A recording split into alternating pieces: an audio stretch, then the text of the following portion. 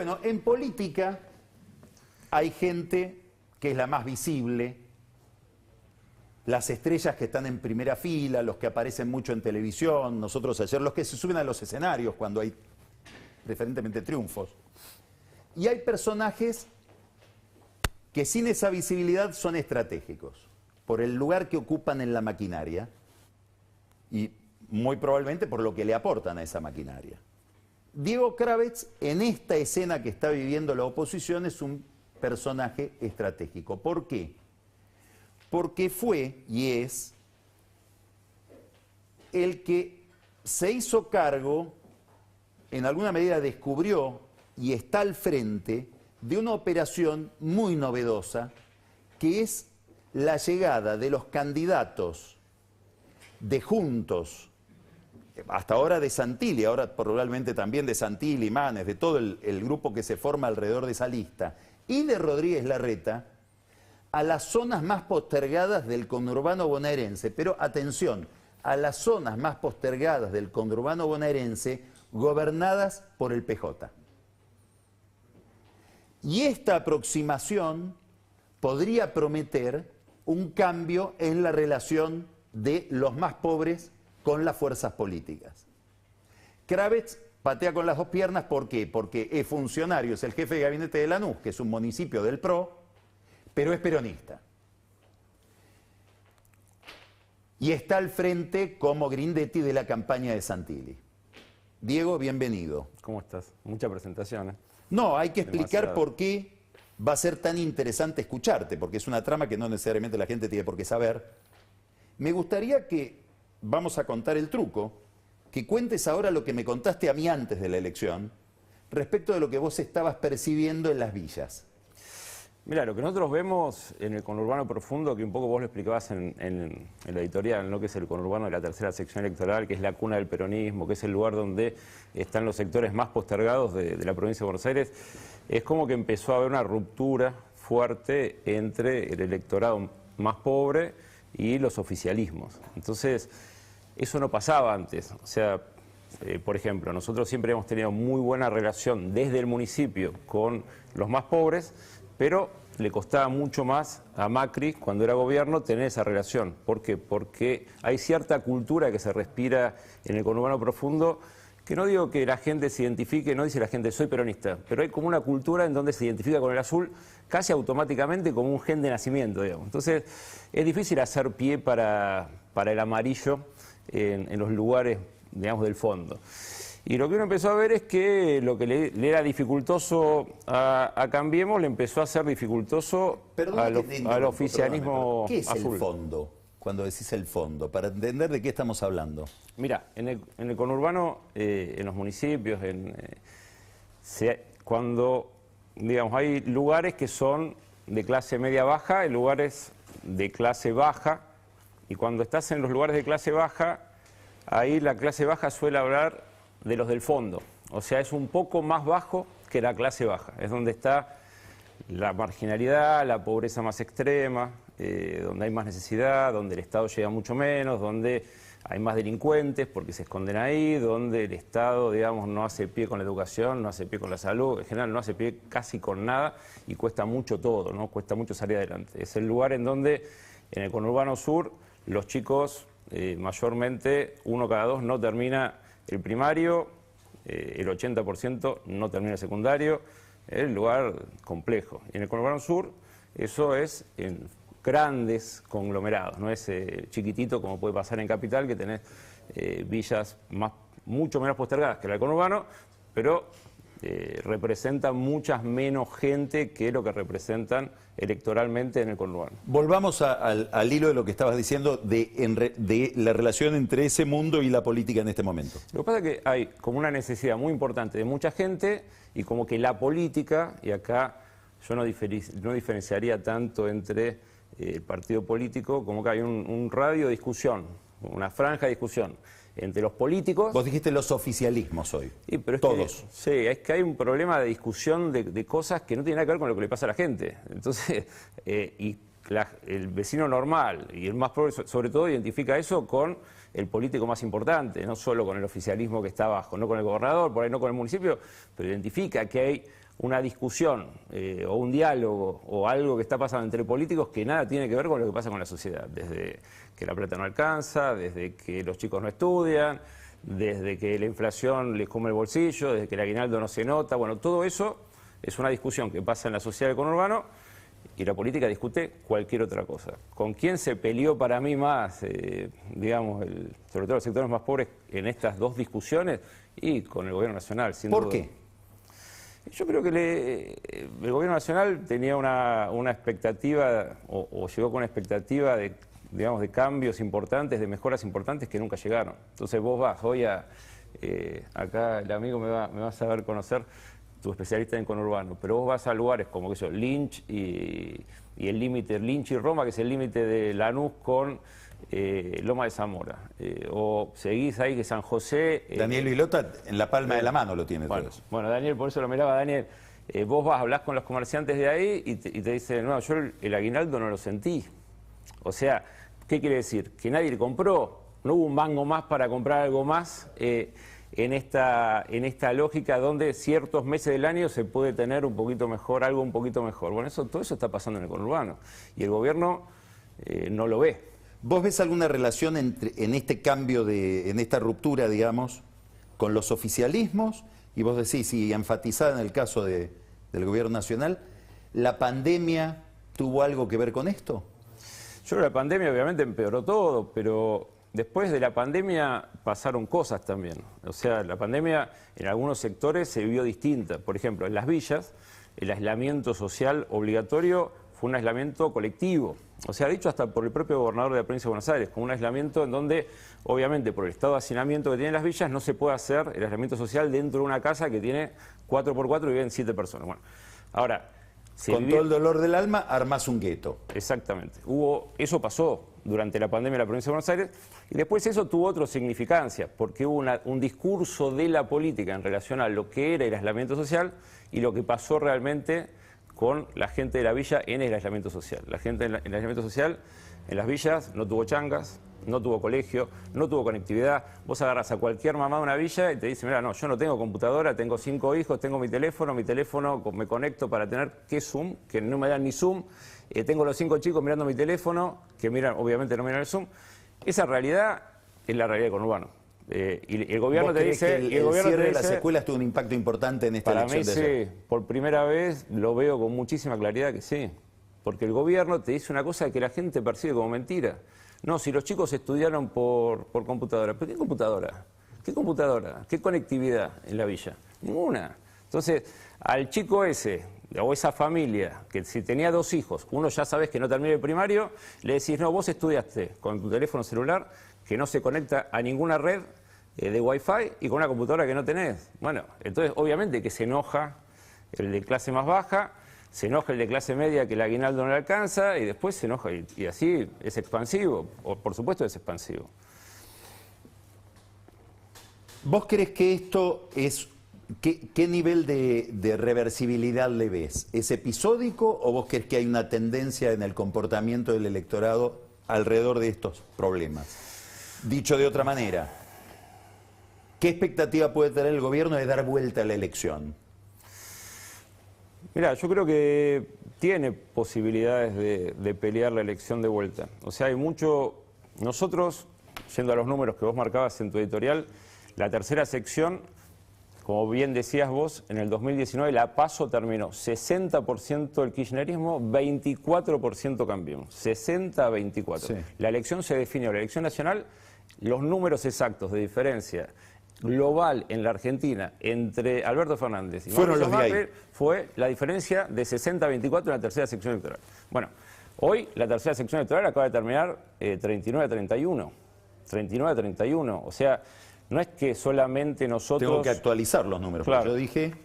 42... Sí, 42, bueno, 32. Está bien, pero estás no tenés ya esa diferencia de una cantidad de puntos infinita, inalcanzable. Te pusiste competitivo. Vos nombrabas a algunos ministros. Ferraresi en Avellaneda terminó la elección 35 a 31. Ganó 35 a 31. La elección pasada, la PASO pasada, terminó 58 a 19, creo. Loma de Zamora, la elección pasada, la PASO pasada, sacó 58 puntos a 19, acaba de sacar 35 puntos. Ahora te hago una pregunta práctica, vos que conocés muy mucha bien diferencia a ese personal de la política. ¿Qué hace un intendente cuando se ve amenazado por una ola? Y se refugia en la intendencia. Se refugia en la intendencia y trata de preservarla. Es lo que hace el territorio, se preserva en el territorio. Entonces, hace lo que tiene que hacer para preservar su territorio. Siempre pasa eso. Y las lecciones en la historia reciente muestran que cuando se equivocan en eso no les va bien. Vamos a preguntártelo de otra manera. ¿Qué hicieron ustedes en Lanús cuando la ola venía en contra de ustedes? 2019.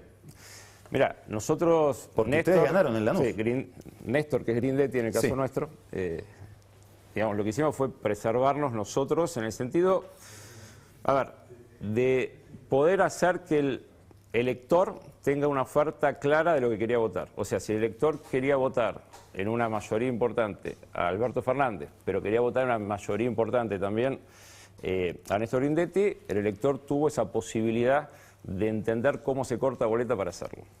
¿Vos pensás que va a pasar algo parecido ahora? No No. creo, no. Yo creo que la discusión es qué capacidad... Digo, en las intendencias amenazadas, ¿eh? Es decir, Ferraresi, que no es intendente, pero es el líder de Avellaneda, Zabaleta en Harlingen, ¿qué van a hacer? Yo creo que con van a tratar de preservar, por supuesto, pero con este nivel, digamos, de ola en contra y de baja de votos, porque no es solamente que nosotros subimos 5, 6, 7 puntos en algunos lugares, inclusive Matanza, que no fue tan buena, pero terminamos en 25 puntos cuando sacamos 18 en la anterior. 25 puntos es la mejor elección histórica, incluso en la general, que sacó Cambiemos. Entonces, en ese contexto, donde, por ejemplo, Espinosa terminó, que siempre saca 60, terminó en menos de 50, y yo entiendo que sí, va a tratar de preservar, obviamente, su municipio de la forma que más le conviene, pero me da la sensación de que si no hay, digamos, una suba mínima, general, o sea, de la boleta larga, le va a costar mucho preservarla.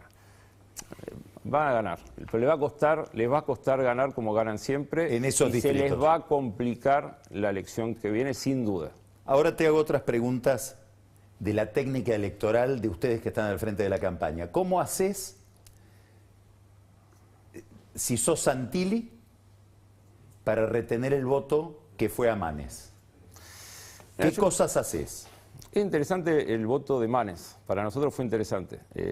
Néstor Grindetti, que está a cargo de la campaña y que también pudo llevar la parte nuestra para ganar la interna, digamos, en ese pescar en el voto Cambiemos, pudimos diferenciar que hay un voto mayoritario de Santilli por sobre el de Manes. Pero el de Manes es un voto bastante de nicho del radicalismo. Eso también ¿Cómo es el voto de Manes? ¿Quién vota a Manes? Y hay un voto que es radical, que tiene un porcentual, que posiblemente la consultora que vas a entrevistar después te lo diga mejor que yo, pero es como que, por ejemplo, a mí me toca todas las elecciones fiscalizar en Chingolo. Entonces yo voy a Chingolo y me quedo ahí todo el día.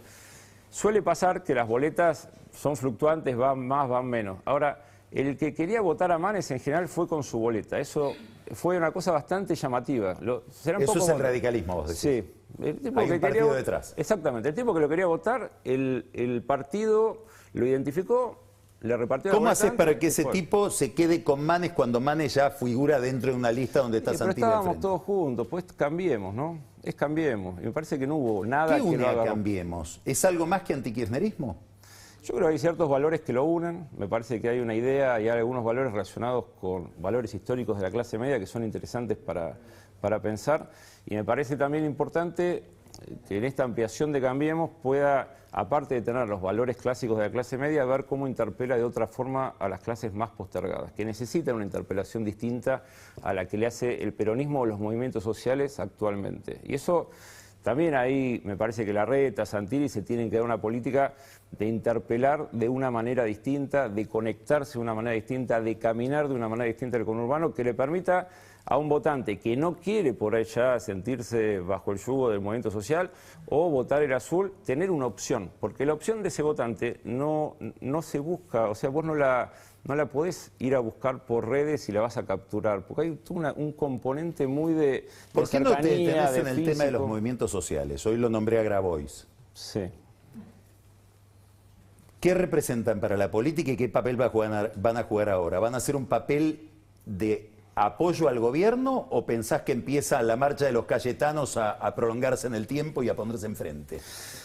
Para mí los movimientos sociales tienen una política para sí mismos en general, no para la política ni para un partido político. ¿Cómo es eso? A ver, ¿qué quiere decir? Y se hablan a sí mismos, tienen una lógica de crecimiento propio, tuvieron su apogeo no en partidos, no en épocas donde gobernó el peronismo.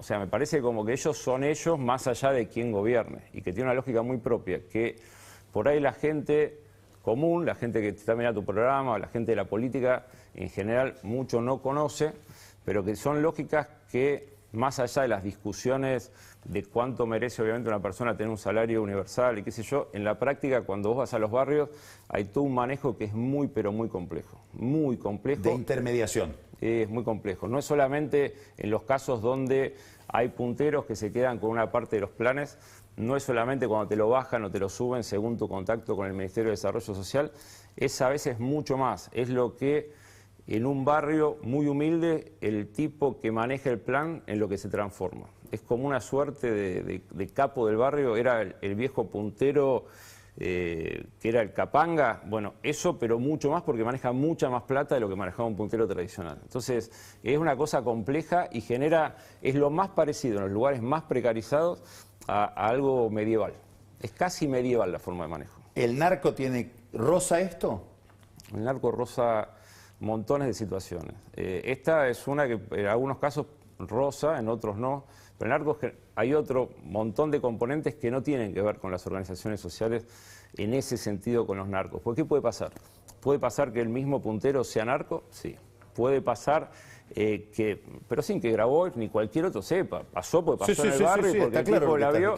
Sí. Y aparte porque, vos fíjate, el domingo, ayer fue domingo, el día de elecciones, estaba una señora me agarra en Chingolo y me dice, no, tengo que hablar con vos, papá. Me dice, no, mi hija está con un problema de droga. No, mirá, y es consumidora, no, vende. Quiero que vos le des un trabajo a ver si logramos sacarla de la droga. ¿Cuánto gana? 100 lucas por mes. Y olvídate, ¿qué quieres? Olvídate. Eso es lo otro que pasa con la droga en los barrios, que obviamente no puede controlar ni el movimiento social, ni puede controlar, digamos, la política si tiene discursos tan ambiguos en relación al tema. Si vale y no haces nada, no es punitivo que en un barrio marginal te metas y saques al que vende droga y gana 100 lucas, y estás en un problema porque si no, todos van a querer ser como el que gana 100 lucas. Porque vos fíjate, yo le puedo ofrecer un empleo blanco ilegal de 25 lucas, de 30 lucas. ¿Con qué estoy compitiendo? Entonces, es qué tipo de relaciones sociales queramos tener. El narco te degrada totalmente las relaciones sociales. Y eso es independiente de la política y es independiente de los movimientos sociales. Es un problema donde conceptualmente, si todos no vamos para el mismo lado, se hace muy complejo de abordar, muy complejo. Te quiero hacer una última pregunta, ahora es no al jefe de gabinete de Lanús, responsable de seguridad de Lanús, a la jefatura de campaña de Santilli, a Diego Kravetz. Alberto Fernández, en esta escena, vos que lo conocés muy bien, ¿qué hace? Es una buena pregunta. Mira, a mí me parece que es una persona que tiene, como todos tenemos con nuestras virtudes y defectos, él tiene convicciones. Yo creo que va a tratar de tomar nota de los errores y va a tratar de corregir. Eso creo yo que va a pasar. Y en relación algunas cosas que son corregibles, hay cosas que me parece que ya a esta altura son difíciles de corregir. En relación con la preservación de su equipo, del poder, etcétera, del poder que le queda, del poder que tiene, que es muy limitado, pero ¿qué pensás que hace Yo no creo que tenga tanto equipo. Me parece que uno de los problemas principales es justamente que no tiene tanto equipo. Vos fijate que, por ejemplo, en el caso nuestro, yendo a, vos me preguntás, vos, Diego Kravetz, por ejemplo, cuando nosotros empezamos a armar lo que hoy hacemos, que es esta pata que le permitió a Larreta, a Santilli, al jefe de campaña Néstor Grindetti, tener una elección mejor en la tercera sección electoral, cuando empezamos a armarlo, claramente eran dirigentes peronistas los que se acercaban, que con el discurso de Alberto podían haber estado tranquilamente con Alberto y terminan finalmente expulsados en la no construcción de Alberto de un peronismo distinto a la Cámpora. Porque la Cámpora, a pesar del discurso y las fotos que son todos iguales, no hace otra cosa que expulsar dirigentes. Entonces, en ese contexto yo te diría, ¿qué equipo tiene Alberto? Si no construyó mucho más de lo que se ve ahí. Yo le diría, me parece que Alberto su mayor, digamos, fortaleza es su propia capacidad y él mismo, no el equipo, porque no se dedicó a construir una política ni una densidad política que lo respalde más allá de sí mismo. Bueno, y aprovecho para una última, que es doble. Proceso actual, esta elección, telón de fondo de dos personajes que se recortan sobre la elección. Macri y Larreta. ¿Hacia dónde está yendo cada uno? ¿En qué los afecta esto que pasó?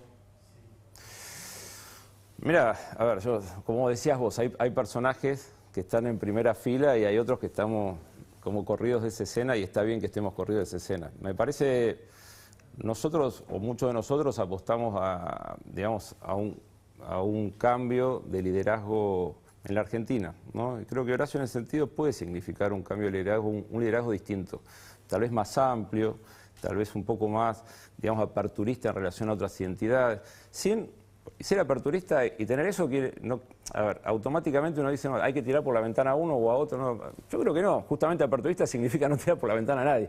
Entonces, me parece que lo que viene es una construcción, si queremos salir adelante, si queremos pensar una Argentina distinta, es una lógica de construcción más amplia, con actores que tengan esa mirada, no actores que estén en la pelea, no actores que estén en la confrontación permanente. Me parece que la confrontación que viene es totalmente distinta, es una Argentina pauperizada. Vos imaginate, si encima los políticos siguen discutiendo entre sí con 50% de pobreza, chicos que no estudian, o sea que van a ser técnicamente burros dentro de unos años, etcétera, y están todos los políticos, bueno, me incluyo, pues yo soy político, pero están todos discutiendo entre sí, bueno, mamita, qué futuro para la Argentina. Entonces creo que en ese sentido, liderazgos como Horacio, o puede ser otro también con amplitud, serían importantes para, fíjate, en Lanús, no quiero ser autorreferencial porque no voy a hablar de mí, sino Grindetti. Grindetti armó un equipo hiper amplio, desde Noelia Quindimil, el viejo Quindimil, la sobrina neta de Noelia Quindimil, hasta algunos chicos que están con Expert. Y es una cosa amplia y trabajamos todos por Lanús y el 80% de Lanús tiene millones de problemas, no es que Lanús está bien. Pero el 80% de los vecinos de Lanús piensan que estamos haciendo las cosas razonablemente bien para solucionar los problemas. Y no estamos todo el día peleándonos unos con los otros, de los otros tirándonos tiros. No, porque eso no sirve para nada. Entonces lo que hay que hacer es pensar para adelante, armar grande, ancho y solucionar los problemas de la Argentina, que son muchísimos. Diego, muchísimas gracias. No, gracias a vos. Siempre interesantísima la pintura que nos traes. Gracias. A vos. Vamos ahora a un corte y seguimos hablando ahora desde el punto de vista de los movimientos de opinión pública, de lo que hay que esperar para la elección que viene, de qué significado tuvo el voto de ayer con Sheila Bilker. Ya volvemos.